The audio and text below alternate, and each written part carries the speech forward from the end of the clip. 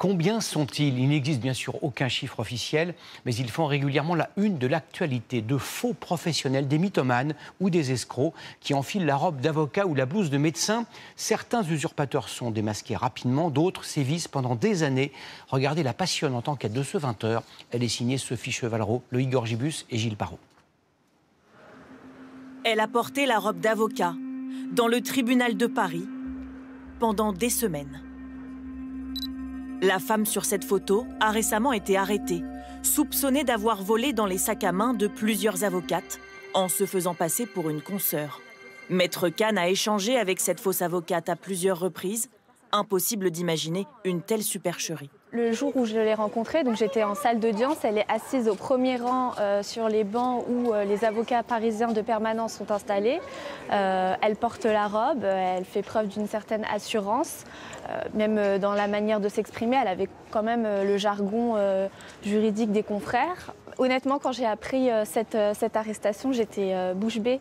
La femme âgée de 30 ans a été mise en examen pour le port de cette tenue réglementée dans le but de commettre des vols. Mais certains vont plus loin et n'hésitent pas à exercer illégalement une profession à haute responsabilité. J'étais habillé tout en bleu, vraiment l'habit du médecin. Ça passait bien parce que je ne sais pas si j'ai une certaine prestance, les gens me croient. Ça passait.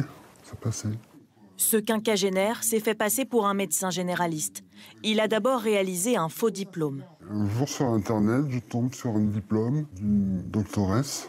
Je ne sais pas ce qui s'est passé dans ma tête. Je me suis dit, tiens, je vais mettre mon nom. Il est alors embauché par une agence d'intérim médical pour travailler dans un centre de santé. Mais après seulement 2 consultations, son manque de savoir-faire le trahit.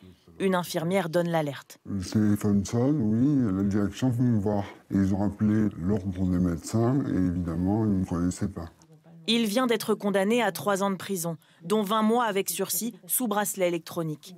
Comment cet homme, qui vit alors d'une allocation adulte handicapé, sans casier judiciaire, en est-il arrivé là? Qu'est-ce que vous vouliez à ce moment-là, en fait? Je sais pas.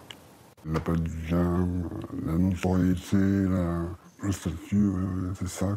Il faut savoir que mon grand-père, il était médecin, ma mère est infirmière, moi j'ai fait des médecines.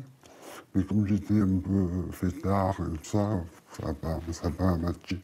Il assure aujourd'hui regretter et mesurer la gravité de ses actes. La condamnation, pour moi, c'était logique. Vu ce que j'ai fait, le médecin, ça a quand même dans ses mains la vie d'une personne.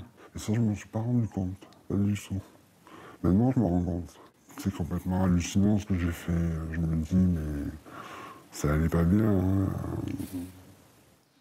Embaucher un faux professionnel de santé, c'est la hantise de cette agence d'intérim spécialisée. On va vérifier ensemble vos informations personnelles. Ensuite, je vous laisse le temps de me présenter un peu votre parcours professionnel depuis l'obtention de votre diplôme d'infirmière. Quelques heures seulement avant notre arrivée, le responsable a justement reçu un mail d'alerte concernant un candidat à un poste de radiologue. Ce médecin présente depuis plusieurs années aux hôpitaux et agences d'intérim des attestations d'inscription au Conseil de l'Ordre falsifiées. Ce n'est pas une première.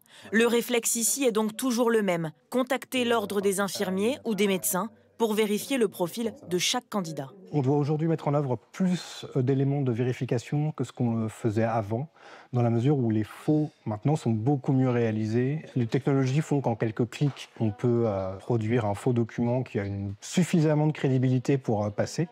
C'est également avec un faux diplôme et beaucoup d'assurance qu'une femme s'est fait passer pour une institutrice et a enseigné pendant 1 semaine dans cette école primaire près de Mâcon avant d'être arrêtée.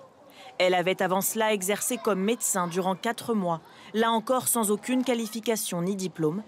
5 ans après les faits, elle est toujours en attente de son procès et placée sous contrôle judiciaire.